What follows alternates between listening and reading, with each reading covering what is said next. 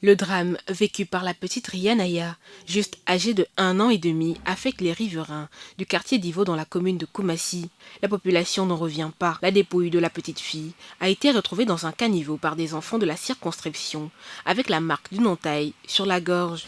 La scène a plongé la communauté environnante dans un état d'amertume et de douleur profonde. Des recherches avaient été entamées dès l'aurore du 27 mai, jour de la triste découverte. La grand-mère de la victime est inconsolable. J'ai demandé à mon petit-fils dans la chambre et on c'est vrai. Il pleure, je venais donner à sa maman, de lui donner sa nourriture. J'ai donné, sa maman, je l'appelais, elle s'est réveillée, elle a donné nourriture à un enfant. Et l'enfant a bu. J'attends encore l'enfant pleure.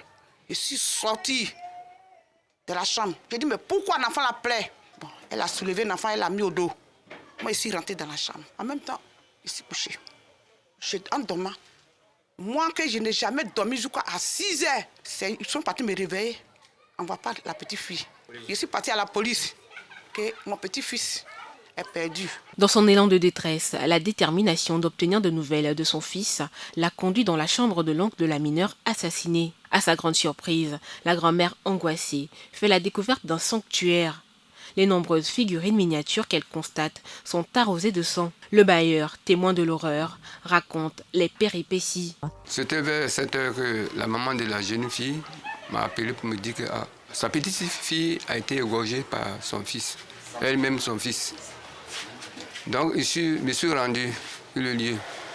J'arrive, je rentre au salon. À ma grande surprise, j'ai trouvé qu'il y a un petit coin où il adorait ses fétiches.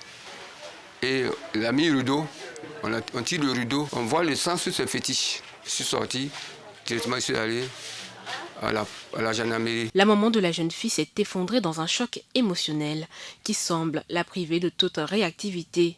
Elle garde un silence préoccupant. Maman est sortie par la police. Je suis rentrée dans la petite maison. J'ai vu le sang, puis elle a commencé à crier. Mon enfant, je l'ai tressé le samedi. J'ai dit, fais des mains, on sortit. Je me réveille, je ne retrouve pas mon enfant. Vraiment. Moi-même, je voulais me tuer aussi parce que je ne sais pas comment... Mon enfant, il a trop souffert ciel pour que tout ça arrive. C'est dans ce caniveau, situé non loin du domicile de la petite Riane, que le présumé assassin, Teddy Nguessan, oncle de la victime, aurait trouvé le parfait endroit pour dissimuler la dépouille. Selon certaines informations, le présumé coupable aurait été arrêté par les forces de sécurité dans la région est de la Côte d'Ivoire.